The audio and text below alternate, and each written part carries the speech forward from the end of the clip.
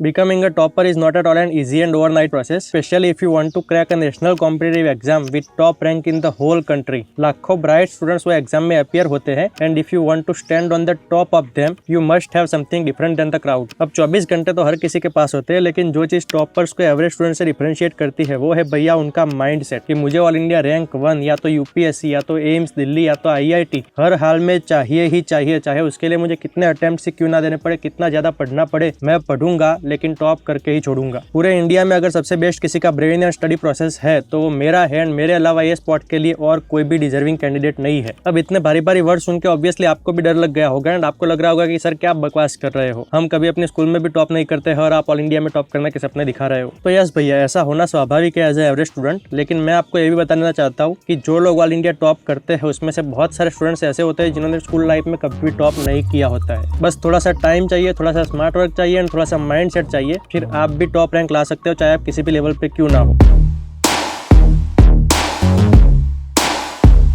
अभी कुछ दिनों से मैं माउंट एवरेस्ट की डॉक्यूमेंट्रीज देख रहा था just to know the psychology of the mountaineers, especially वो लोग जो माउंट एवरेस्ट को ट्रैक करते हैं। अब एवरेस्ट दुनिया का सबसे ऊंचा पहाड़ है वो सबको पता है, लेकिन जो चीज नहीं पता है वो ये है कि it's one of the most dangerous mountain in the world. हर 7 लोग जो एवरेस्ट के समिट तक पहुंचते हैं उसमें से एक बंदे की डेथ होती है एंड उसका जो टॉप 800 मीटर है, 8000 मीटर्स के ऊपर का भाग, उसको लिटरली डेथ जोन कहा जाता है। 300 से भी ज्यादा डेड बॉडीज अभी एवरेस्ट पे पड़ी है एंड कुछ तो इतनी यूनिक है कि उनको जो चढ़ते हुए ट्रैकर से वो लैंडमार्क्स की तरह यूज करते हैं, like green boots, sleeping beauty etcetera etcetera. अब इतनी ऊंचाई से डेड बॉडीज को वापस लाना इम्पॉसिबल होता है, सो जस्ट वो ट्रैकर्स को डिस्टर्बेंस ना करे इसलिए उनको नीचे खाई में सरका दिया जाता है ताकि वो नजर से हट जाए। अब एवरेस्ट कितना ज्यादा डेंजरस है वो हर एक माउंटेनियर को बहुत ही अच्छे से पता होता है, फिर भी वो लोग एवरेस्ट को ट्रैक करने जाते हैं एंड अपने लाइफ के सबसे डिफिकल्ट एंड डेंजरस एग्जाम को क्रैक करके वर्ल्ड के टॉप तक पहुंचते हैं। अब जब मैंने 1-2 डॉक्यूमेंट्रीज ऐसे रैंडमली देख ली तो मुझे लगा कि यार क्या पागल लोग हैं, मतलब कौन बंदा ऐसा करेगा जिसको पता है कि वहाँ पे मैं मर जाऊंगा फिर भी वो लोग अपनी जान का जोखिम लेके चढ़ने के लिए जाते हैं। एंड क्यों जाते हैं, मतलब ऐसे कोई आपको लाखों करोड़ों रुपीस तो मिलने वाले हैं नहीं, जस्ट एक सर्टिफिकेट मिलता है। दुनिया में पागलों की कमी नहीं है। लेकिन वैसे भी मुझे नॉवेल्स एंड डॉक्यूमेंट्रीज पढ़ने का शौक है, तो जैसे जैसे मैं एक के बाद एक वीडियोस देखता गया मेरा पूरा पर्सपेक्टिव एक पागल इंसान की तरफ से एक ट्रू विनर की तरफ शिफ्ट होता गया एंड वो देखने के बाद मुझे फील हुआ कि mountaineering is not a joke really. अब ये लोग ऐसा क्यों करते हैं उसके सबके अलग अलग पर्सपेक्टिव होते हैं, कुछ लोग उसको पागल कहते हैं तो कुछ लोग उसको एक्सट्रीम पैशन कहते हैं। मैं भी पहले उनको पागल मानता था लेकिन फिर धीरे धीरे वो चेंज होकर अब पैशन की तरफ चला गया। दुनिया में हर एक बंदे का अपना अपना पैशन होता है एंड कुछ लोगों का पैशन ऐसे एक्सट्रीम एडवेंचर्स होते हैं एंड वो करते करते उनको अगर डेथ भी आ जाए तो भी वो उसको हैप्पीली एक्सेप्ट कर लेते हैं। Same like the soldiers fighting for the country, ऐसे एक्सट्रीम एडवेंचर्स के लिए सबका अलग अलग पर्सपेक्टिव होता है। लेकिन इतनी सारी कहानी मैंने आपको इसलिए बताई क्योंकि एवरेस्ट की डॉक्यूमेंट्रीज में से मैंने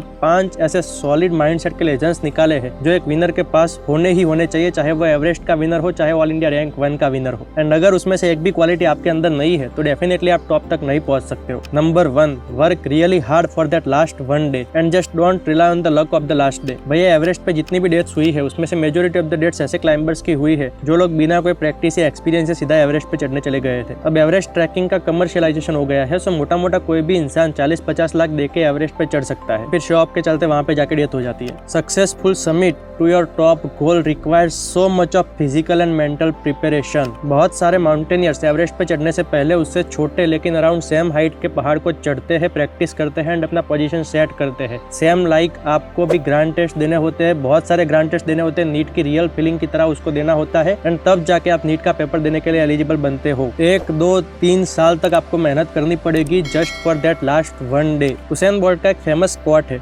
उसने जब 100 मीटर को 9.6 सेकंड में दौड़ के वर्ल्ड रिकॉर्ड बनाया तब लिटरली लोग उसको चमत्कारिक शक्तियां वाला इंसान बोल रहे थे, या तो बोल रहे थे कि भैया ये बंदा इनबोर्न टैलेंटेड है। लेकिन उसके आंसर में हुसैन बोल्ट ने जस्ट एक लाइन बोली थी कि आप ये जो कुछ मोमेंट की सक्सेस देख रहे हो मेरी 9 या 10 सेकंड्स की, उसके लिए मैं पिछले 20 साल से रात दिन ट्रैक पर पड़ा था एंड तब जाके आज वो 9 सेकंड की सक्सेस मुझे मिली है, जिसको लोग ओवरनाइट सक्सेस की तरह या तो इनबोर्न टैलेंट की तरह देखते हैं। लेकिन वो इनबोर्न टैलेंट नहीं है, वो टैलेंट एक्वायर किया गया है। एंड भैया same will be for you. वो 3 घंटे के पेपर के लिए आपको भी 3 साल रात दिन मेहनत करनी पड़ेगी, but believe me all the preparations will worth it when you will be on the top of the world. वो ऑल इंडिया रैंक 1 या तो एम्स दिल्ली या तो आईआईटी की फीलिंग वर्ड्स में डिस्क्राइब नहीं कर सकते हो। Number 2, optimism and positivity in the worst of the circumstances. अक्सर जब आप बड़े गोल्स देखते हो, चाहे नीट के लिए ऑल इंडिया रैंक 1 की बात हो या तो चाहे एम्स दिल्ली में एडमिशन लेने की बात हो, पॉजिटिव थॉट्स की कंपेयर में हमेशा हमारा brain negative thoughts and fear को ही पकड़ता है। And being an average student, हम इतने बड़े गोल को पाना तो दूर, उसके बारे में सोचना भी अवॉइड करते हैं। हमारा ब्रेन इतना डरा हुआ होता है कि वो सोचता भी नहीं है। And same is for Everest mountaineers too. जो बंदा लाइफ में पहली बार एवरेस्ट पे चढ़ने जा रहा हो, चाहे वो कितना भी बड़ा माउंटेनियर क्यों ना हो, उसका दिमाग एवरेस्ट की सक्सेस स्टोरीज को छोड़ के हमेशा से वो चंद लोगों की डेथ्स को ही पकड़ता है। एंड ऑब्वियसली वो बहुत ज्यादा डरा हुआ होता है, क्योंकि आपको जस्ट अगले मोमेंट का वेदर कैसा होगा वो भी पता नहीं होता है। कब एक स्पीडी विंड आएगा और आपको हजारों फीट डीप खाई में धकेल देगा, या तो कब आइस ब्रेक होकर एक एवालांच जनरेट होगा एंड आपको जिंदा ही एवरेस्ट में गाड़ देगा, कुछ भी पता नहीं होता है। एंड इस मोमेंट पे जो सबसे बेस्ट चीज वो कर सकते हैं वो है भैया ऑप्टिमिज्म, कि I have worked very hard for this final day and everything will be perfect for me on this day. No bad energy और force can roam any near to me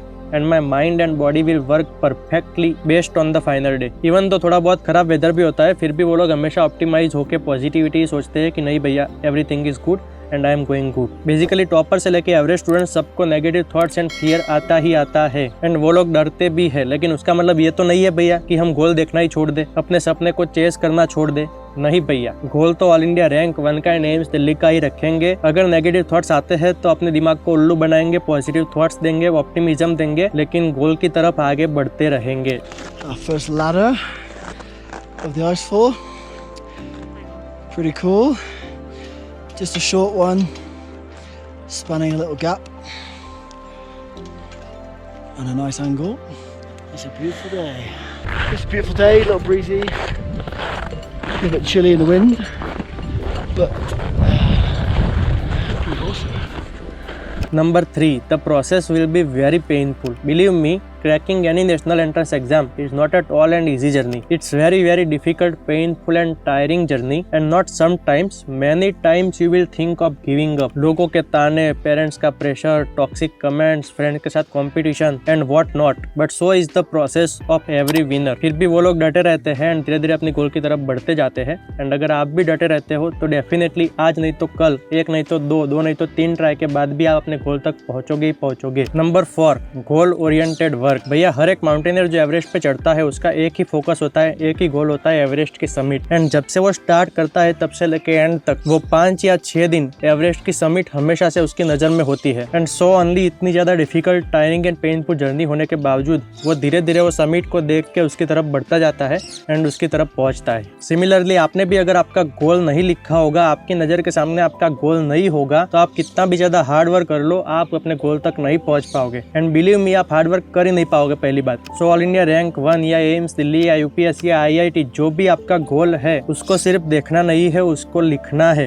and ऐसे लिखना है कि वो हर पल, हर एक moment आपकी नजर के सामने रहे। मोबाइल स्क्रीन से लेकर स्टडी टेबल की दीवार पे आपका गोल क्लियर कट मेंशन होना चाहिए। फिर देखो कैसे जुनून नहीं आता है पढ़ाई करने का। Number 5, failures are the part of a life and you must have to keep hustling. बहुत सारे लोग जो एवरेस्ट को ट्रैक करते हैं वो फर्स्ट अटेम्प्ट में नहीं कंप्लीट कर पाते हैं। एंड एवरेस्ट क्लाइंबिंग साल में सिर्फ एक ही बार किया जाता है, क्योंकि एवरेस्ट की पीक का जो वेदर है वो साल में सिर्फ 2 हफ्ते की एक छोटी सी विंडो के लिए ही अच्छा होता है एंड उसी दौरान आप क्लाइंब कर सकते हो। एंड सो आप अगर उस टाइम क्लाइंब नहीं कर पाए, बीच रास्ते में वापस लौट गए, तो फिर आपके पूरे साल की मेहनत बर्बाद, आपके सारे पैसे बर्बाद, आपको फिर से 1 साल का ड्रॉप लेना पड़ेगा एंड नेक्स्ट ईयर अटेम्प्ट करना पड़ेगा, अगर अभी भी जुनून है तो। लेकिन यहाँ पे मैं एक वर्ड को फोकस देना चाहता हूँ भैया, कि मैंने जो बोला मेहनत बर्बाद, वो मेहनत वेस्ट नहीं होती है, वो मेहनत इन्वेस्ट होती है। एंड एक बार अगर जिसने अटेम्प्ट किया हो, उसका सेकंड अटेम्प्ट में डेफिनेटली बहुत ज्यादा हाई चांस एंड प्रोबेबिलिटी होता है सक्सेस का। क्यों? क्योंकि उसके पास वो चीज है जो एक फ्रेशर के पास नहीं है, वो है एग्जाम देने का एक्सपीरियंस एंड फेलियर को बीट करने के रीजंस। अगर आप नेक्स्ट ईयर ड्रॉप लेके अपनी सारी मिस्टेक्स को इम्प्रूव करके अपने फेलियर्स के रीजंस को सुधारते हो तो डेफिनेटली आपका रैंक सुनिश्चित है। एंड नंबर 6 एंड एक बोनस रीजन देना चाहूंगा भैया,